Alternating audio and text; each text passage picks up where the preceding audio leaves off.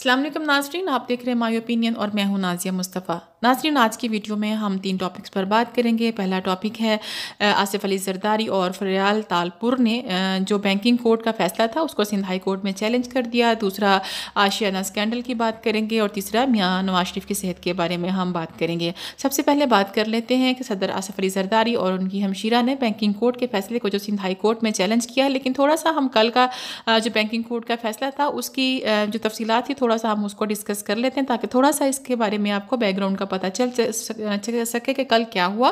Banking court ने mega money laundering case में आसिफ अली ज़रदारी और फ़रियाल तालपुर समेत 19 मुल्ज़मान की ज़मानतें वापस लेते हुए मुकदमे को इस्लामाबाद मुंतकिल करने का हुक्म दिया था। और जबकि निमर मजीद समेत 3 मुल्ज़मान आहता अदालत से फ़रार होने में कामयाब हो गए और कराची की बैंकिंग कोर्ट ने मेगा मनी लॉन्ड्रिंग केस का फ़ैसला महफूज किया था और जिसे जो कल सुना दिया गया। और मुकदमे की सुनवाई के मौका पर अनवर मजीद का बेटा मुल्ज़म निमर मजीद ज़ुल्करनैन और अली कमाल मजीद अदालत में पेश हुए। ताहम केस के मुल्ज़मान पाकिस्तान पीपल्स पार्टी के शरीक चेयरमैन आसिफ अली ज़रदारी और उनकी बहन फ़रियाल तालपुर और दीगर मुल्ज़मान ने इब्तदाई तौर पर अदालत में पेश नहीं हुए और उनकी जानब से वकील फ़ारूक एच नाइक अदालत में पेश हुए।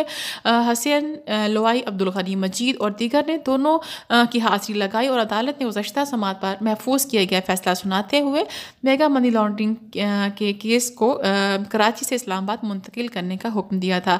जबकि अदालत ने साबिक सदर आसिफ अली ज़रदारी और फ़रियाल तालपुर में दीगर 19 मुल्ज़मान की जो ज़मानतें थीं वो वापस लेते हुए तमाम मुल्ज़मान की जो ज़मानत भी खारिज करने का हुक्म दिया। और अदालत ने यह फ़ैसला 11 मार्च को महफूज किया था। और कल के फ़ैसले का मुख्तसर अहवाल यही है कि बैंकिंग कोर्ट ने जो ये केस है ये इस्लामाबाद मुंतकिल कर दिया और इससे मुतालिक जो नैब ने दरख्वास्त दी थी उसको उन्होंने मंजूर कर लिया।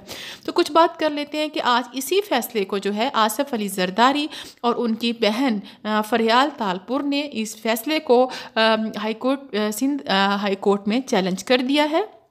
और जो अभी तक की जो इन्फॉर्मेशन है उसके मुताबिक यही है कि साबिक सदर आसिफ अली ज़रदारी और उनकी बहन फ़रियाल तालपुर की जानिब से अदालत में 2 दरख्वास्तें दायर की गई हैं।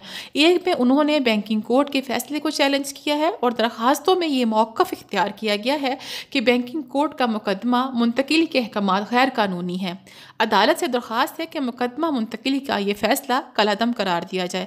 जबकि जो दूसरी दरख्वास्त दायर की गई है उसमें आसिफ अली ज़रदारी और फ़रियाल तालपुर ने सिंध हाई कोर्ट से हिफाजती ज़मानत तलब की है। उनका कहना है कि 20 मार्च को नैब ने तलब किया है और अदालत से दरख्वास्त है कि हिफाजती ज़मानत जो है वो दी जाए। और उसके बाद जो आसिफ अली ज़रदारी के वकील हैं फ़ारूक एच नाइक, उन्होंने मीडिया से बात करते हुए ये कहा कि आसिफ अली ज़रदारी के ख़िलाफ़ FIR जो है मनी लॉन्ड्रिंग के तहत है और मनी लॉन्ड्रिंग से कौमी ख़जाने का नुकसान नहीं पहुंचा तो ये प्राइवेट लोगों का मामला है, इसलिए नैब कवानीन जो हैं वो इस पर लागू नहीं होते।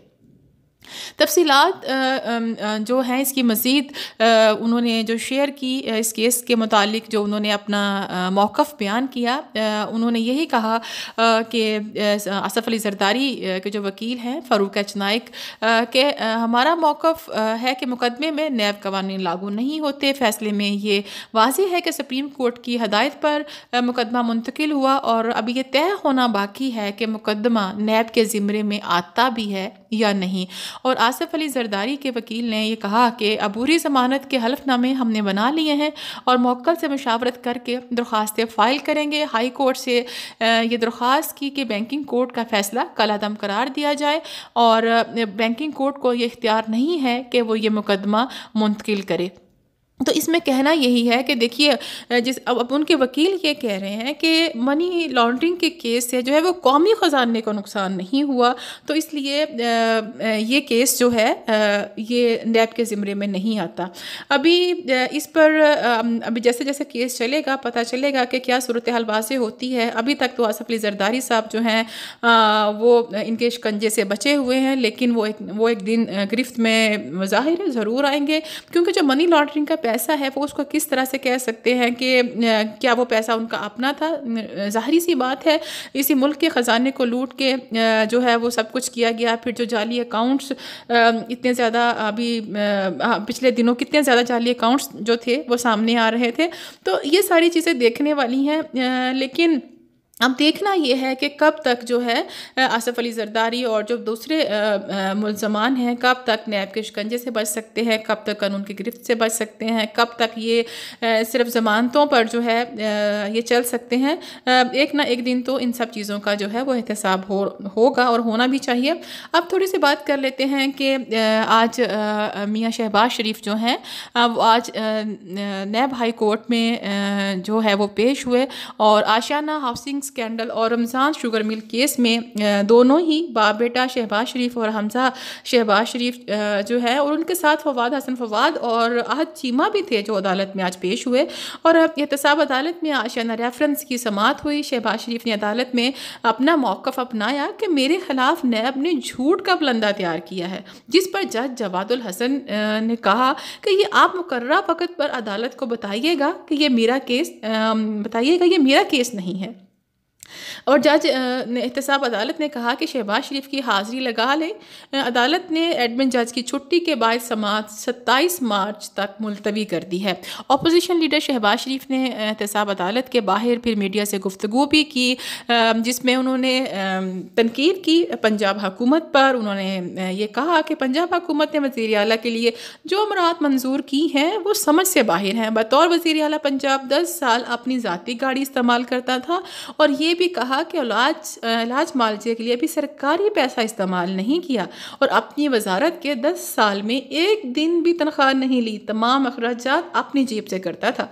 اور پھر اس کے ساتھ ساتھ لگے ہاتھوں ان کو اپنے بھائی کی بھی یاد آئی، اور انہوں نے کہا کہ چلیں اس پر بھی بات کر ہی لیتے ہیں اور تھوڑا سا حکومت کو بھی تنقید کا نشانہ بنا دیتے ہیں، جس پر پھر میاں شہباز شریف نے بات کرتے ہوئے کہا کہ دیکھیے نواز شریف کی جو صحت ہے وہ ٹھیک نہیں ہے، اور اگر نواز شریف کو کچھ ہوا تو پھر اس کی ذمہ دار حکومت ہوگی، کیونکہ وہ حکومت جو ہے وہ میاں نواز شریف کی صحت کے معاملے میں سنجیدہ نظر نہیں آ رہی۔ اور پھر اس کے ساتھ ساتھ مریم نواز شریف بھی ہمیں گلہ کرتی نظر آئی۔ ان کا جو بیان سامنے آیا میڈیا میں، انہوں نے یہ کہا کہ انہوں نے اپنے والد سے ملنے کی کوشش کی، لیکن ان کو ان کے والد سے نہیں ملنے دیا گیا۔ وہ بھی کافی رنجیدہ ہیں، کافی افسردہ ہیں اپنے والد کی طبیعت کو لے کے۔ بس یہ ظاہری سی بات ہے، بیٹی ہیں اور باپ بیٹی کا رشتہ ہی ایسا ہوتا ہے، تو ظاہری سی بات ہے وہ پریشان ہیں، اور ایک طرح سے شاید ان کا گلہ ان کے لحاظ سے ٹھیک بھی ہو، لیکن قانون تو قانون ہوتا ہے، وہ سب کے لیے برابر ہوتا ہے۔ وہ کسی رشتے کو یا اس طرح سے ہمدردی کے جذبات اس میں نہیں ہوتے، قانون سب کے لیے برابر ہوتا ہے۔ یقیناً جو دن مقرر ہیں ان کے اپنے والد سے ملنے کے لیے اس میں ان کو ملنے دیا جاتا ہے۔ اور ویسے اگر حکومت تھوڑا سا، ویسے میری اپنی ذاتی رائے ہے کہ اگر ان کے لیے اتنا سا تھوڑا سا کر بھی دے کہ اگر وہ بیٹی ہے اور باپ سے ملنا چاہتی ہے تو اس میں کیا مذائقہ ہے؟ نہ تو میاں صاحب وہاں سے نکل کے بھاگ سکتے ہیں، اور نہ ہی مریم نواز جو ہیں وہ ان کو وہاں سے لے کے بھاگ سکتی ہیں، تو اس میں کوئی ایسی بات نہیں ہے۔ ظاہری سی بات ہے، بیٹی ہے، باپ کے لیے پریشان تو ہوگی۔ پھر میڈیا پر جو ان کا اسٹیٹمنٹ ہوتا ہے پھر اس کو بھی کافی زیادہ ہائی لائٹ کیا جاتا ہے۔ تو یہ تو تمام تر چیزیں تھیں جو میں چاہ رہی تھی کہ ان تینوں موضوعات پر آپ سے بات کریں۔ جیسے جیسے ابھی یہ کیسز آگے چلیں گے مزید تفصیلات آپ کے ساتھ شیئر کریں گے، اور آپ بتائیے آپ کو آج کا ویڈیو کیسا لگا، کمنٹ میں اپنی رائے سے ضرور آگاہ کیجیے گا۔ میری ویڈیو کو لائک کریں، شیئر کریں اور میرے چینل کو سبسکرائب کریں۔